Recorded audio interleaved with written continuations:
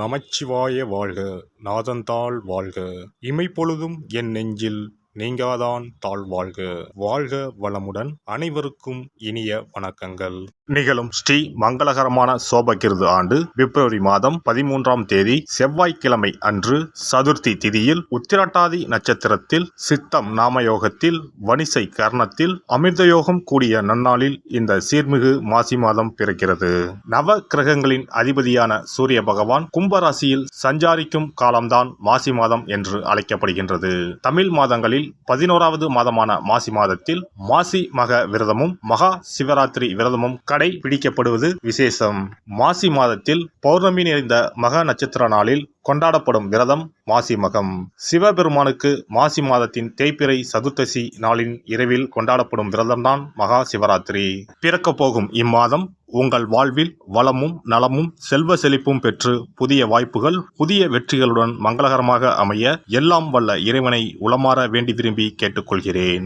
இம்மாத கிரக நிலைகளை பார்க்கும்போது மேசத்தில் குருவும் கன்னி ராசியில் கேது பகவானும் மகர ராசியில் செவ்வாய் சுக்கிரன் புதனும் கும்பராசியில் சனியும் சூரியனும் சேர்ந்து பயணிக்கின்றனர். மீன ராசியில் ராகு பகவான் சஞ்சாரம் செய்கின்றார். கிரக சஞ்சாரங்களின் பாதிப்பால் ஒரு சில ராசிக்காரர்கள் தங்கள் வாழ்வில் மண் மீதும் பெண் மீதும் ஆசைப்பட்டு வீண் விரயங்களை அடைந்து திருவோடு ஏந்தி பிச்சை மட்டும் எடுக்கவில்லை என்ற நிலை இருந்தது. தெய்வமாய் நீங்கள் நினைத்தவர் கூட உங்களை தெருவில் நிற்க வைத்து பார்த்தனர். ஆடாத ஆட்டம் ஆடி ஒடுங்கிய உங்கள் வாழ்வில் இனி வசந்தம் வீசப்போகிறது. வரும் வாய்ப்பை சரியாக பயன்படுத்தி முன்னேறும் வழியினை பாருங்கள். தனுசு ராசி அன்பர்களுக்கு மாதம் தொடங்கி 16வது தினம் முடிவதற்குள் ஏதோ ஒரு வகையில் நன்மை ஒன்று காத்திருக்கிறது. ஆனாலும் மாதம் தொடங்கியதிலிருந்து 8ஆம் தினம் வரை கவனமாக இருக்க வேண்டும். பதட்டப்படக்கூடாது. ஆவேசம் தவிர்க்க வேண்டும். அனாவசிய விஷயங்களில் இறங்கக்கூடாது. காரணம், ராசிக்கு சுகஸ்தானத்தில் அமர்ந்திருக்கிற ராகு கிரகம் சற்று ஏடாகூடமான இளைஞல்களை ஏற்படுத்தலாம். இம்மாத கிரக நிலைகளில் 3ல் சூரியன் சனி கூட்டணி ஏற்பட்டிருப்பதால் எல்லா விஷயத்தையும் மேன்மையுடன் அடைந்து விடுவீர்கள். சூழ்ந்திருக்கிற கவலை நெருக்கடி பிரச்சனைகள் அனைத்தும் முடிவுக்கு வரும். எதை தொட்டாலும் அதிர்ஷ்டத்துடன் நிறைவேறும். அன்றாட வருமான குறைபாடுகள் நீங்கும். சேமிப்பு உயரும். பணி வேலை பொறுப்பு விஷயங்களில் உயர்வு ஏற்படும். சச்சரவுகளுக்கு வேலை இல்லை. இல்லத்தாருடன் மகிழ்ச்சியும் ஒற்றுமையும் அதிகரிக்கும். வாழ்க்கை துணை அனுசரணையோடு நடந்து கொள்வார். பிரிந்திருக்கிற வாழ்க்கை துணைக்கு உங்கள் மீதுள்ள கோபதாபங்கள் தீரும். அத்தியாவசிய விஷயங்கள் உபரியாகவே பூர்த்தியாகும். பணம் காசு தொகை வரவுகளில் நீடித்து வரும் கஷ்டங்கள் தீரும். கடன் நாணய விஷயங்களில் ஏற்பட்டு வருகிற தொல்லை தொந்தரவுகள் நெருக்கடிகள் விலகும். உத்தியோகம் பணி பதவி விஷயங்களில் நீடிக்கிற சச்சரவுகளுக்கு தீர்வு 2வது வாரம் கடந்த பிறகு ஏற்படும். தொழில் வியாபார பட்ஜெட் விஷயங்கள் திட்டமிட்டபடியே நகரும். இளம் இருபாலருக்கும் திருமண சுபகாரிய ஏற்பாடு விமர்சையாகவே நடந்து முடியும்.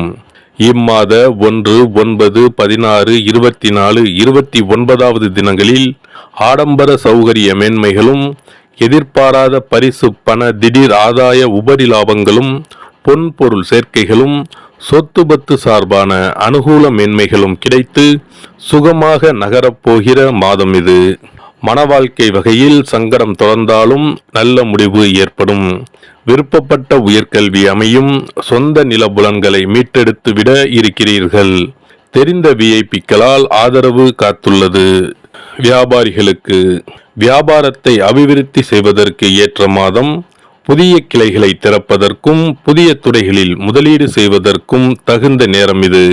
ஏற்றுமதி இறக்குமதி துறையினருக்கு அந்நிய நாடுகளிலிருந்து புதிய ஆர்டர்கள் வர தொடங்கும். கலைஞர்களுக்கு லாபகரமான அழைப்புகள் வரும். புகழ் ஓங்கும். வருமானமும் உயரும். ஒரு சிலருக்கு வெளிநாடு சென்று வரும் சாத்தியக்கூறும் உள்ளதை கிரக நிலைகள் தெளிவாகவும் உறுதியாகவும் எடுத்து காட்டுகின்றன. அரசியல்வாதிகளுக்கு உங்கள் அரசியல் வாழ்க்கையில் இந்த மாசி மாதம் மிக முக்கியமான ஓர் கட்டம் என்பதை அனுபவத்தில் காண முடியும். நாட்டுப்பணியில் உங்கள் பணி மிக முக்கியமானதாக சரித்திரத்தில் பொறிக்கப்பட வாய்ப்புள்ளது. மாணவர்களுக்கு சென்ற மாதம் வரை மன நிம்மதியை பாதித்து வந்த சில தவறான தொடர்புகளிலிருந்து உங்களை விடுவித்துக் கொள்வதற்கு அனுகூலமான மாதம் இது. படிப்பில் மீண்டும் மனம் பதியும், கல்வியில் முன்னேற்றம் ஏற்படும், மனம் நிம்மதி பெறும். பெண்களுக்கு உடல் நலனில் நல்ல முன்னேற்றம் காணலாம். மனதை அரித்து வந்த பல பிரச்சனைகள் நீங்குவதால் மனம் நிம்மதி அடையும். திருமணத்திற்கு காத்துள்ள பெண்களுக்கு நல்ல வரன் அமையும். வேலைக்கு முயற்சிக்கும் நங்கையருக்கு மனதிற்கு பிடித்த பணிகள் அமையும். பரிகாரம்: இம்மாத செவ்வாய்க்கிழமைகளில் குல தெய்வத்திற்கு அபிஷேக ஆராதனை செய்து வழிபடவும். சிறப்பு பரிகார கோவில். திருமணம் தடைப்பட்டாலோ அல்லது நீண்ட நாட்கள் திருமணம் ஆகாமல் இருந்தாலோ சிறுவாபுரி பாலசுப்பிரமணிய சுவாமி கோவிலை நாடினால் பலன் உண்டாகும்.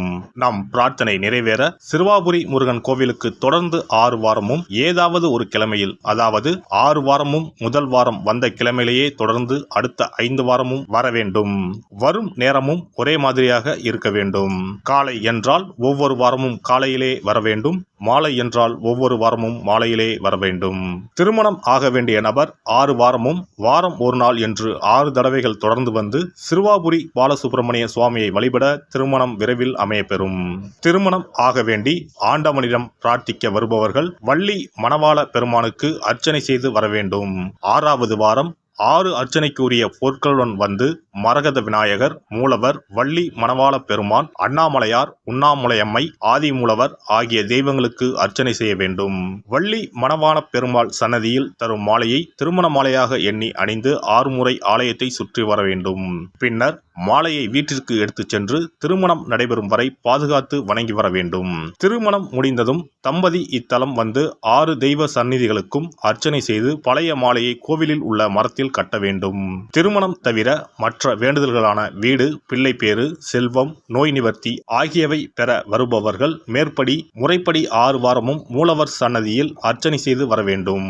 6வது வாரம் மூலவர் சன்னதியில் இருந்து பெற்ற மாலையை அணிந்து 6 முறை நம் வேண்டுதலை இறைவனிடம் முறையிட்டு வெற்றி வேண்டி ஆலயத்தை வலம் வர வேண்டும். இத்தலத்திற்கு பிரார்த்தனை செய்து வருபவர்கள் 6 வாரமும் திருப்புகழ் பாடி இறைவனை வணங்க வேண்டும். எண்ணியது முடிக்கும் எம்பெருமானை எண்ணி நம் மனதில் நம்பிக்கையை வளர்த்து கொள்ள வேண்டும். முதல் 5 வாரங்களுக்கு ஒவ்வொரு முறை வரும்போதும் 2 தேங்காய், 2 வாழைப்பழம், வெற்றிலைப்பாக்கு, பூமாலை 1 மற்றும் 2 எலுமிச்சப்பழம் கொண்டு வந்து வணங்க வேண்டும். 6வது வாரம் ஆண்டவனை வழிபட்டு அர்ச்சனை அல்லது அபிஷேகம் செய்ய வேண்டும். ஒவ்வொரு வாரமும் வந்து போகும்போது நம்மிடம் கொடுக்கப்பட்ட ஒரு எலுமிச்சம் பழத்தை வீட்டிலே வைத்து பூ வைத்து பூஜித்து வர வேண்டும். முதல் வார எலுமிச்சம் பழத்தை 2வது வார எலுமிச்சம் பழம் வந்தவுடன் எடுத்து கடல், கிணறு ஏதாவது ஓர் அசுத்தம் இல்லாத இடத்தில் சேர்த்துவிட்டு தற்சமயம் பெற்று வந்த பழத்தை மீண்டும் பூஜிக்க வேண்டும். இவ்வாறு 5 வாரம் செய்துவிட்டு 6வது வாரம் நாம் பெற்று வந்த பழத்தை ஈரம் படாது பாதுகாத்து நம்முடைய பிரார்த்தனை நிறைவேறும் வரை பூஜிக்க வேண்டும். இந்த பிரார்த்தனை பூஜை காலங்களில் நாம் அண்டர்பதி திருப்புகளை ஓதி வணங்க வேண்டும். நம் பிரார்த்தனை நிறைவேறியதும் சிறுவாபுரி வந்து 6 அர்ச்சனைக்கு உரிய பொருட்கள் வைத்து பால சுப்பிரமணிய சுவாமியை வணங்க வேண்டும். இங்கு உள்ள 2 முருகப்பெருமான் சன்னதிகளில் ஆதி மூலவரிடம் நம்முடைய குறைகளையும் தடைகளையும் நீக்க கோரி வணங்கி வர இன்ப வாழ்வு உண்டாகும். இத்தலத்தில் பிரார்த்தனை செய்து வருவோர்கள் முதல் வாரத்திலோ அல்லது தொடர்ந்து வரும் வாரங்களிலோ பலன் பெறுவது உண்டு. ஒருவருடைய நம்பிக்கை மிகுந்த பிரார்த்தனை அவரின் காரியத்தை மிக விரைவில் முடித்து வைக்கும். எல்லாம் வல்ல இறையருளால் நீங்களும் உங்கள் அன்பு குடும்பமும் உடல் நலம், நீலாயுள், நிறை செல்வம், உயர் புகழ், மெய்ஞானம் ஓங்கி வாழ்க வளமுடன். இந்த வீடியோ பதிவு உங்களுக்கு பிடித்திருந்தால் லைக் பண்ணுங்க, கமெண்ட் பண்ணுங்க, ஷேர் பண்ணுங்க, மறக்காம சப்ஸ்கிரைப் பண்ணுங்க, பக்கத்துல இருக்கிற பெல் பட்டனை கிளிக் பண்ணுங்க. நன்றி, வணக்கம். ஓம் நமச்சிவாய. சிவாய நம.